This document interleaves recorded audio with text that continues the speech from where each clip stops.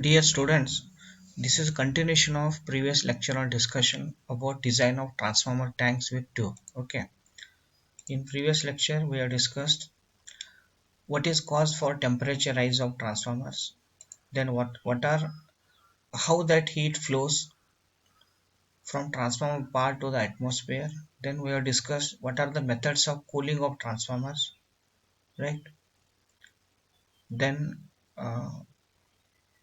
how plain wall tanks helps to dissipate the heat, at what rate that plain wall tanks dissipate the heat that you have seen. Then how to calculate temperature rise in plain wall tanks using this formula we have seen. And whatever transformer core and winding assembly is there, usually it is placed in container called tank. Okay. And the walls of tank dissipate heat by both radiation as well as convection for a temperature rise of 40 degree centigrade above the ambient temperature of 20 degree centigrade. And you know the specific heat loss through specific heat dissipation due to radiation is 6 watts per meter square degree centigrade rise, and specific heat dissipation due to convection is 6.5 watts per meter square degree centigrade rise. Okay, hence whatever temperature rise is there, if the temperature rise calculated using plain wall tank, taking tank surface area is uh, not keeping temperature rise within the permissible limit. In that case, a special arrangement have to be made, and that arrangement is made using some corrugations, tubing and radiators. Okay.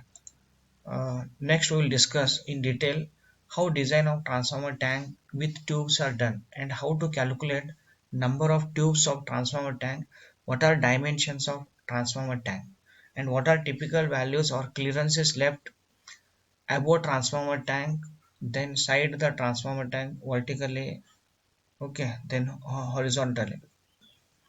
See, design of tank with tubes. If the temperature rise as calculated with the plain tank exceeds specified limits, it can be brought down by provision of tubes. Say this is plain surface tank, and temperature rise of plain surface tank is calculated as temperature rise theta equal to total loss divided by specific heat dissipation into surface. Total specific heat dissipation is 12.5 watts per meter square degree centigrade rise, and taking surface of tank. And I told uh, loss of heat or whatever loss is there, that depends upon volume of active material. Loss increases as a cube of linear dimension, while dissipating surface increases as square of linear dimension. Okay, hence sometimes plain surface tank for large rated transformers are not sufficient. In that case, designer has to go for special arrangement to provide better cooling techniques through tubes. Okay, and the provision of tube increases the dissipation area, but the increase in dissipation of heat is not proportional to area because tubes screen some of the tank surface, preventing radiation from there. Wherever tubes are put on plain surface tank, that much metal area is screened or lost due to fitting of tube on the plain surface tank. Okay, then there is no change in surface as far as dissipation of heat due to radiation is concerned. Provision of tube increases heat dissipation through convection only, but the increase in dissipation of heat is more than what is justified by increase in surface area, and that happens because of circulation of oil. It will improve due to more effective heads of pressure produced by columns of oils in the tubes.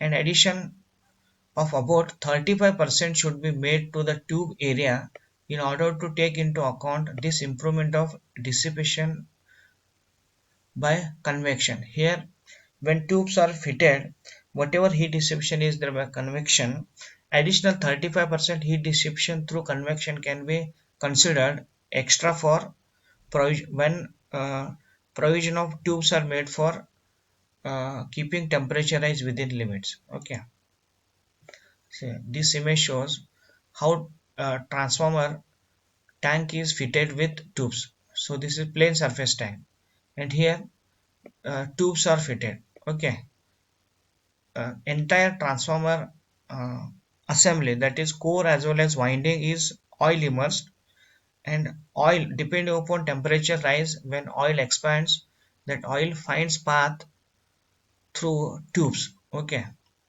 and because of difference in pressure heads, that oil circulate through tubes. It comes from tank, and when it is flowing through tube, it takes heat, whatever higher temperature is there from the transformer parts, that comes in contact with uh, atmospheric air, and that oil gets cooled down, and once it gets cooled down, its density change, and it comes to bottom. Like this, there is flow of oil through tubes. Okay, here this is main tank, and this main tank is fitted with cooling tubes. Then how to decide number of cooling tubes? Number of cooling tubes are decided based on temperature rise.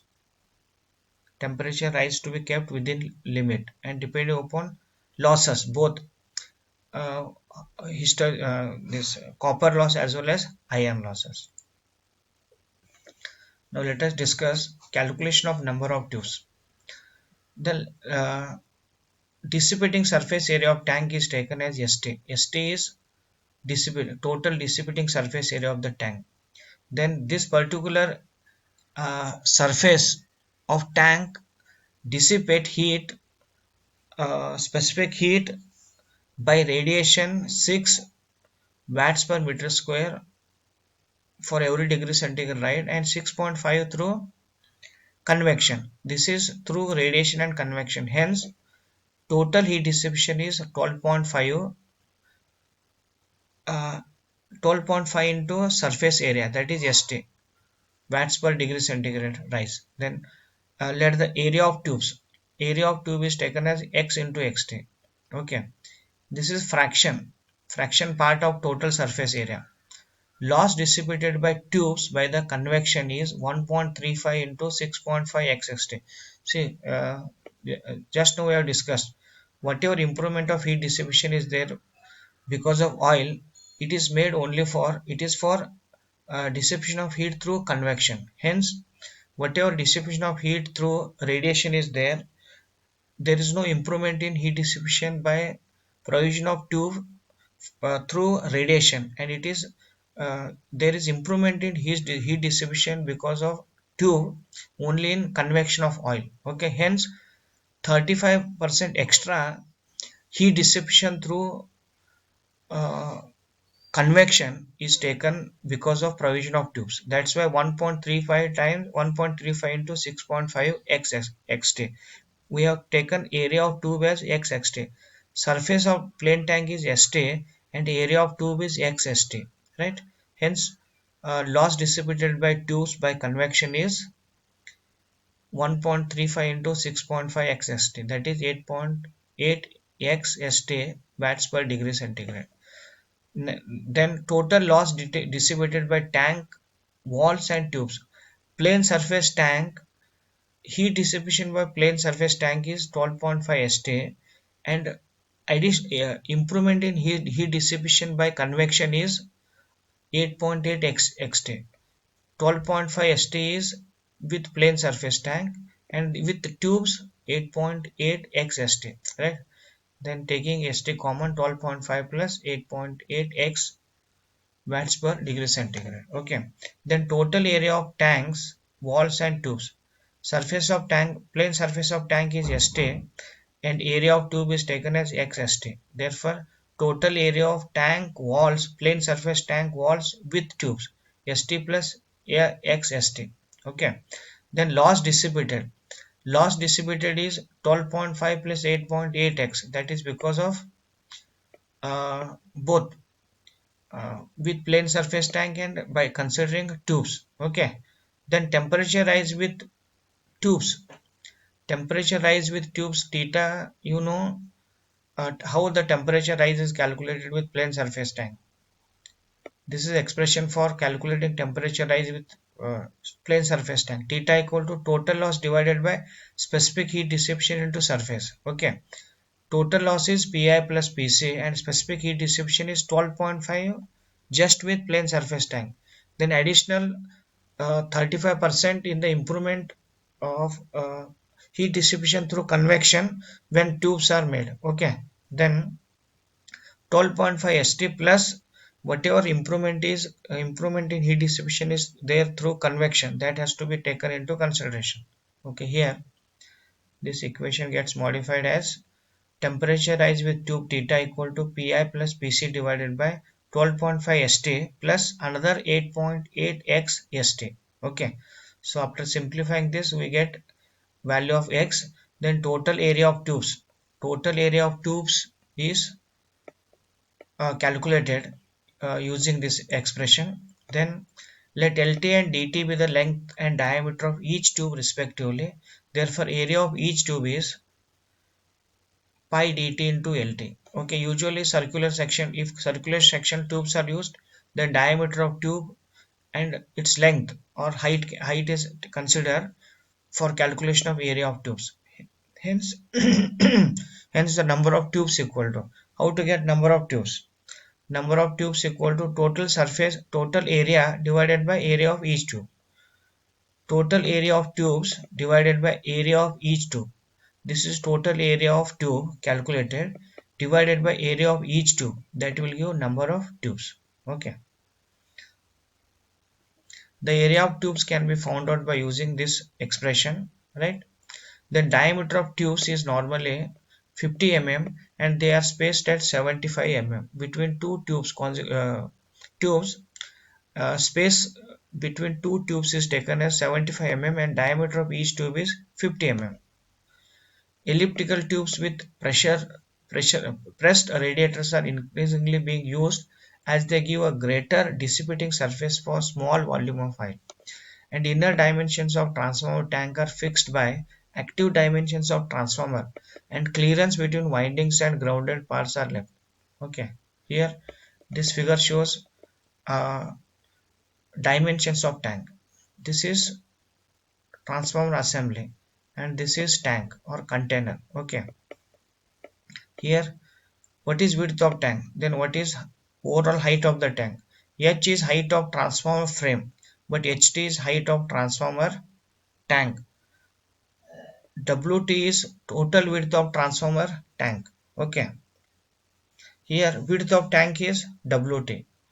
This width of tank for three-phase transformer is center to center distance between two limbs is adjacent limb is D. D plus D, that is 2D. 2D plus outer diameter of winding is DE, half D this side, half D this side. Okay, then total width of tank is 2D plus DA plus whatever clearance left between tank as well as outer diameter of winding, that is B. Hence WT is 2D plus DE plus 2B. B this side, B this side. Then what is B? B is clearance between HV winding and tank. Then what is width of tank for single phase transformer? WT is D plus DE plus 2B. Okay. Only two limbs will be used in case of single phase transformer. Two legs. Okay. Then D plus DA. Okay. Then uh, whatever clearance required between winding and tank, that is B. Hence it is D plus DE plus 2B. Then length of tank is LT. LT equal to DE plus 2L. This is length of tank. DA plus L is clearance left on either side along width of the tank, that is L. Clearance on each side between winding and tank along the width. Then height of the tank HT is height of the frame plus H. H is height of the transformer frame and small h is clearance between the assembled transformer and tank. Here assembled transformer and whatever this h is there. Okay, say this h above transformer frame, that includes oil height above the assembled transformer and space for terminals as well as tap changing gear.